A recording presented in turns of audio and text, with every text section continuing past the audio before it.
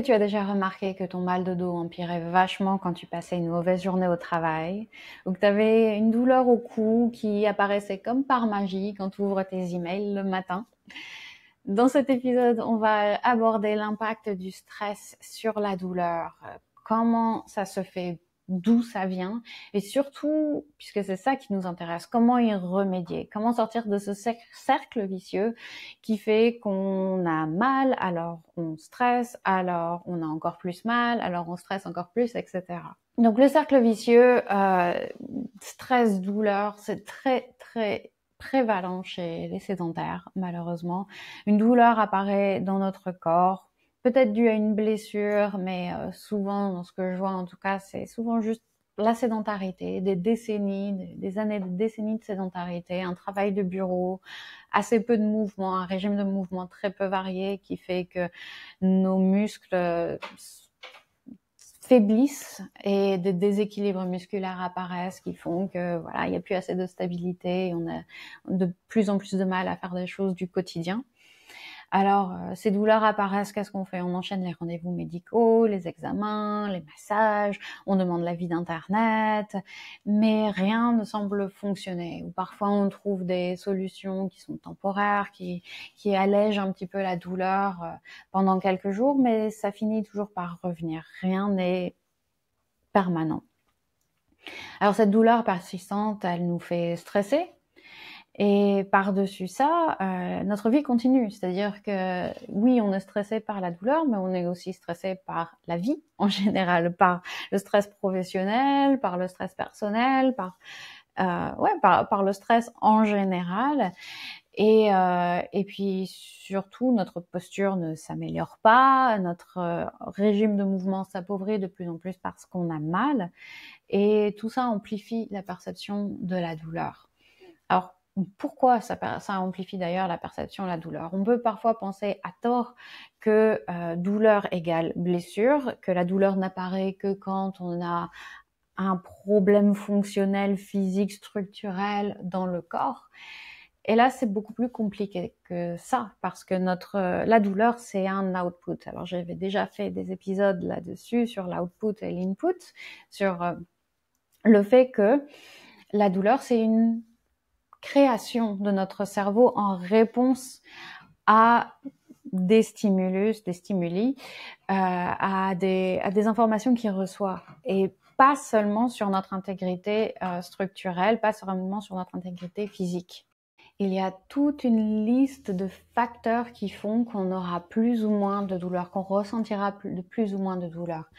Et ça inclut bien sûr notre intégrité physique, c'est-à-dire que oui, effectivement, si on se coupe, si on tombe, on va avoir de la douleur, mais la quantité de douleur qu'on va ressentir va être fonction de notre âge, de nos antécédents, de notre genre, de nos attentes aussi. Si on s'attend à avoir mal, on va ressentir plus de douleur. Donc c'est vraiment, il y a tout un modèle maintenant qui est bio-socio-psychologique de la douleur qui fait que on sait maintenant que la douleur est fonction de plein de choses et pas seulement de ce qui se passe au niveau physique. Donc c'est extrêmement important de prendre en compte notre stress parce qu'on sait maintenant que le stress amplifie la douleur.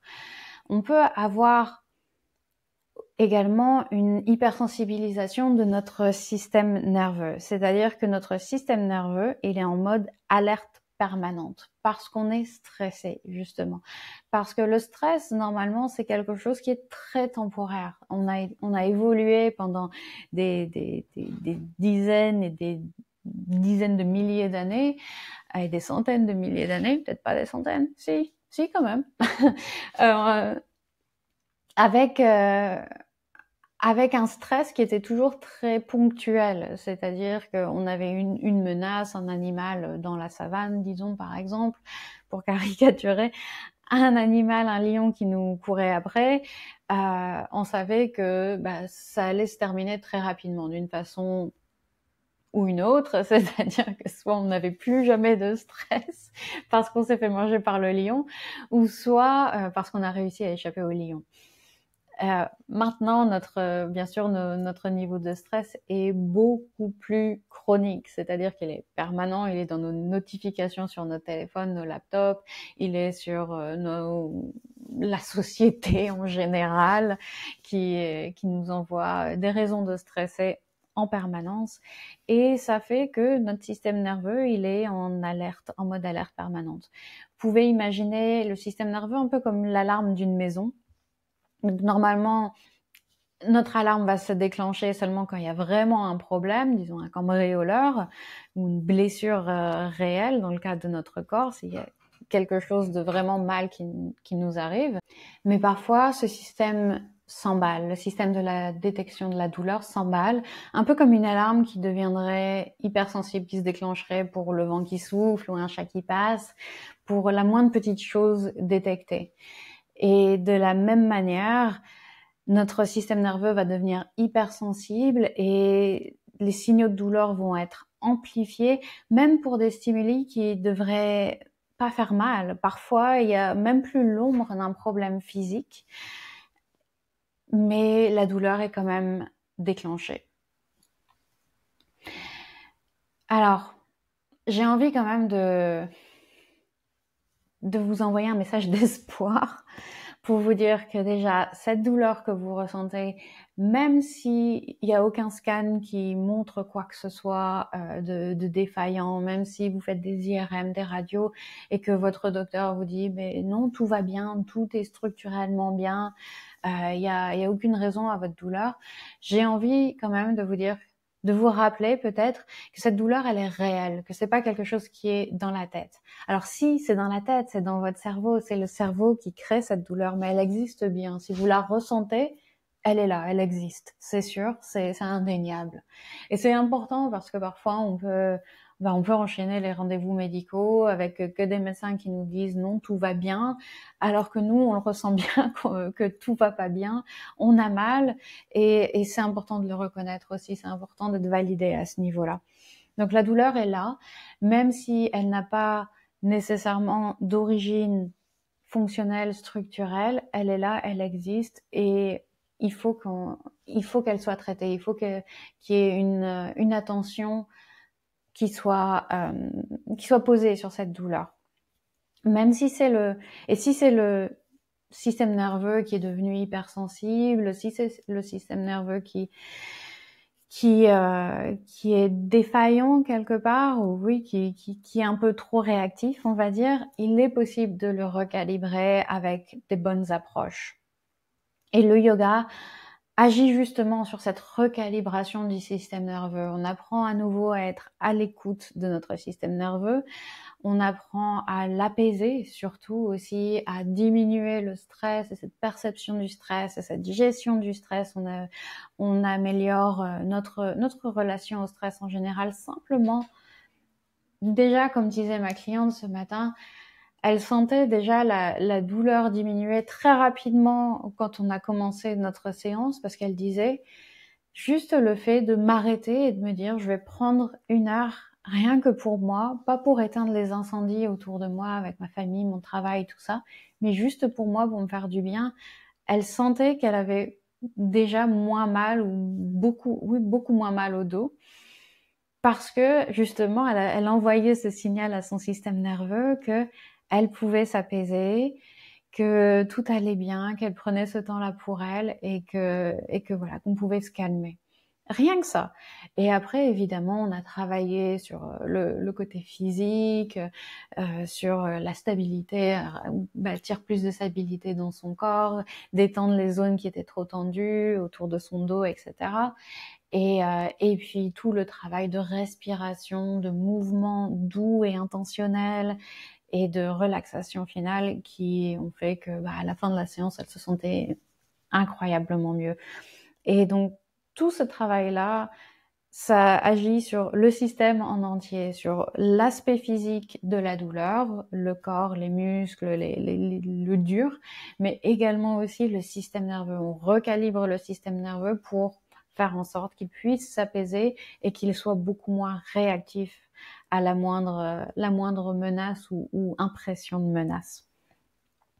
Et l'importance aussi, j'ai envie de le répéter, j'en parle souvent de mon approche qui est un peu souvent, mais c'est vraiment fondamental cette idée de faire un peu souvent, en fait, d'être régulier dans sa pratique, dans cette recalibration du système nerveux plutôt que intensif.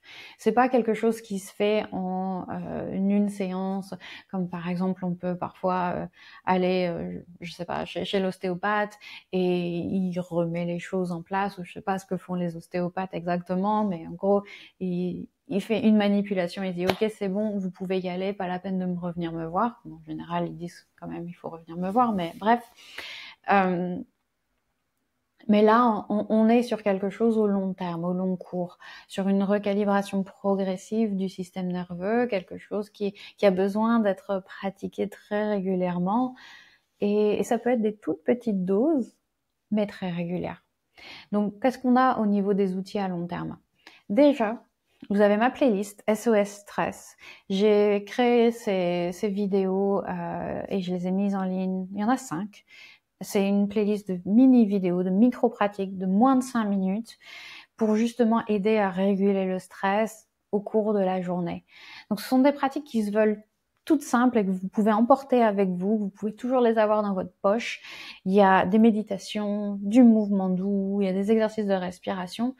Et mon idée avec cette playlist, c'est que vous puissiez tester différentes petites techniques de la respiration, de la méditation, du mouvement doux, et voir celles qui ont le meilleur impact sur vous, celles qui vous parlent le plus, celles qui vraiment résonnent, celles qui, au bout de quelques minutes de méditation, de respiration, de mouvement, vous vous dites ah, je me sens déjà mieux, je me sens déjà apaisée. Et l'idée, c'est ensuite de faire ces petites pratiques un peu souvent, d'y revenir régulièrement au cours de votre journée, quand vous sentez. Je dirais que c'est toujours bien d'en faire en prévention, donc peut-être le matin, avoir un petit rituel le matin où vous faites votre respiration, par exemple. Et puis si pendant la journée vous sentez que le stress commence à monter, tout de suite, avant que ça devienne trop fort, on fait un petit peu de mouvement ou un peu de méditation, un peu de quoi que ce soit qui fonctionne le mieux. Donc vous avez déjà ces outils-là pour vous. J'en ai plein sur ma chaîne, mais j'ai fait cette playlist avec ces micro-pratiques justement pour ça. Je vais les mettre en lien, bien sûr, dans la vidéo, dans la description. Et puis à long terme, à plus long terme, bien sûr, on veut adresser l'origine des douleurs. On ne veut pas seulement recalibrer le système nerveux, mais aussi voir si peut-être qu'il y a autre chose là-dessous. Alors, bien sûr, on contacte un professionnel de santé si c'est pas déjà fait. On voit un médecin, on voit quelqu'un qui peut voir s'il y a effectivement rien de structurel, rien de fonctionnel derrière qui a besoin d'être adressé. Et puis, si jamais vous êtes allé voir des médecins, ils n'ont rien trouvé, je vous conseille déjà ma vidéo précédente sur le mal de dos. J'ai fait une vidéo assez importante sur le mal de dos et sur les déséquilibres musculaires qui peuvent le causer. Donc, c'est déjà bien d'aller voir, ce serait déjà bien d'aller voir cette vidéo et de voir si ça peut être ce qui cause vos douleurs, en tout cas. Parce que d'ailleurs, je dis que, enfin, je parle du mal de dos dans cette vidéo parce que c'est ce à quoi je suis le plus confrontée dans ma pratique et dans mon travail. Mais ça peut être un mal aux épaules, au cou, ça peut être un mal de genou, ça peut être autre chose aussi. Donc, cette vidéo, elle parle du mal de dos, mais d'autres douleurs à d'autres endroits peuvent également ça peut également être lié à des déséquilibres musculaires dont je parle. Et puis ensuite, on veut une routine thérapeutique adaptée, c'est-à-dire intégrée à notre quotidien. C'est-à-dire, comme je disais, des rituels le matin ou le soir, ou des pauses conscientes dans la journée, des séances personnalisées plus longues. Donc on veut commencer à avoir vraiment une routine, quelque chose de thérapeutique. Ces moments qu'on prend pour soi, comme je disais tout à l'heure avec ma cliente, où on se dit, là je m'arrête, j'arrête d'éteindre les incendies autour de moi, je me concentre sur moi, sur mon bien-être, sur mon système nerveux, et je fais ça avec des pratiques, des mini-pratiques qui sont adapté à ma situation, adapté à mes douleurs du moment, adapté à ce que j'aime faire, etc. Et si vous voulez qu'on bâtisse ça ensemble, c'est complètement possible. Vous pouvez juste me contacter pour qu'on fasse une évaluation de votre situation. Comme d'habitude, je vais mettre toutes les infos dans la description de l'épisode et c'est quelque chose qu'on peut faire ensemble. Je serais ravie de vous aider à gérer cette douleur, à vous débarrasser de cette douleur autant que possible et à bâtir cette routine thérapeutique, ces moments de bien-être qui sont si importants pour réguler le stress, réguler notre système nerveux et diminuer l'impact du stress sur votre douleur. J'espère que ça vous aura été informatif, tout ça, et que si vous avez la moindre question, vous pouvez toujours les laisser en commentaire de la vidéo. Vous pouvez également m'envoyer vos questions par message privé. Je suis toujours ravie de discuter avec vous. Prenez soin de vous. À très bientôt.